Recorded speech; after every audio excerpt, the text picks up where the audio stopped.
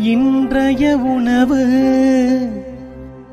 இன்றைய உணவு இன்றைய உணவு.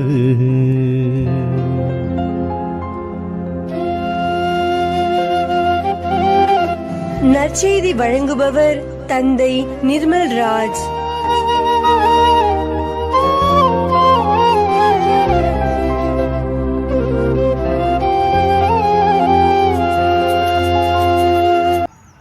இயேசுவில் பிரியமுள்ள சகோதர சகோதரிகளே, உங்கள் அனைவருக்கும் இயேசுவின் பெயரால் வாழ்த்துக்களையும் ஜபங்களையும் அன்போடு உரித்தாக்கிக் கொள்கின்றேன். இன்றைக்கு ஜூன் மாதம் 13ஆம் தேதி உலகமெங்கும் பிரசித்தி பெற்றிருக்கின்ற கோடி அற்புதர் என்று அழைக்கப்படக்கூடிய புனித அந்தோணியாரின் விழாவினை நாம் கொண்டாடுகின்றோம். லிஸ்பன் மாநகரில் பிறந்து வெறும் 36 ஆண்டுகளே வாழ்ந்து இன்றைக்கு நம் அனைவருடைய உள்ளங்களிலும் வாழ்ந்து கொண்டிருக்கிறவர் கோடி அற்புதர் புனித அந்தோணியார். அன்பானவர்களை, நாம் எவ்வளவு ஆண்டுகள் வாழ்ந்தோம் என்பது அல்ல, மாறாக எப்படி வாழ்ந்தோம் என்பது மிக முக்கியம். கோடி அற்புதருக்கு இன்றைக்கு உலகமெங்கும் பக்தர்கள் இருக்கிறார்கள் என்று சொன்னால் அவருடைய பேரு பயன்களினால் அல்ல, மாறாக அவர் மூவொரு கடவுளின் மீதும் அன்னை மரியாளின் மீதும் திரு அவையின் மீதும் வைத்திருந்த பற்றும் அவருடைய ஜப வாழ்வும் தான்.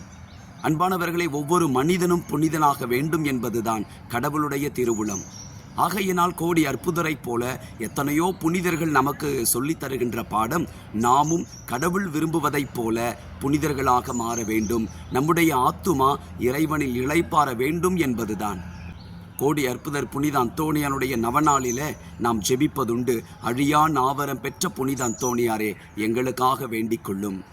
இந்த அழியாத இன்றைக்கும் நம்மால் பார்க்க முடிகிறது என்று சொன்னால் 2 காரியங்கள் மேலோங்கி அவருடைய வாழ்க்கையில் இருந்ததை நம்மால் பார்க்க முடியும்.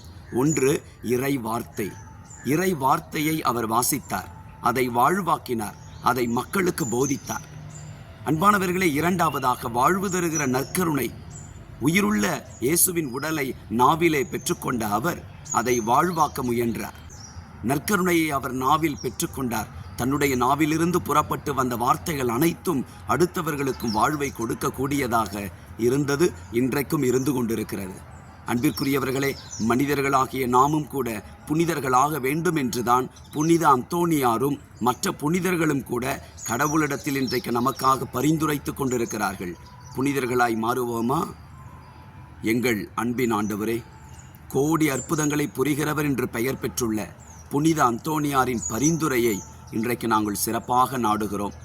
அழியா நாவரம் பெற்ற புனித அந்தோணியாரைப் போல நாங்களும் இறை வார்த்தையையும் வாழ்வு தருகிற நற்கருணையையும் எங்கள் வாழ்வின் மையமாக நினைத்து வாழ கிருபை செய்வீராக. ஆண்டவரே, எங்கள் குடும்ப வாழ்விற்கு தேவையான அத்துணை காரியங்களையும் திரு அவையின் தேவைகளையும் உலகெங்கிலும் கோடி அற்புதரின் பக்தர்களாக இருக்கிற அனைவருடைய தேவைகளையும் நீர் நிறைவேற்றி தரும்படியாய் உம்மை தயவாய் இந்த நாளிலே ஜெபிக்கிறோம். திருமகன் இயேசு கிறிஸ்துவின் பெயராலும் புனித அந்தோணியாரின் வல்லமை மிக்க பெயராலும் உம்மை பணிந்து மன்றாடுகின்றோம். ஆமேன். God bless you.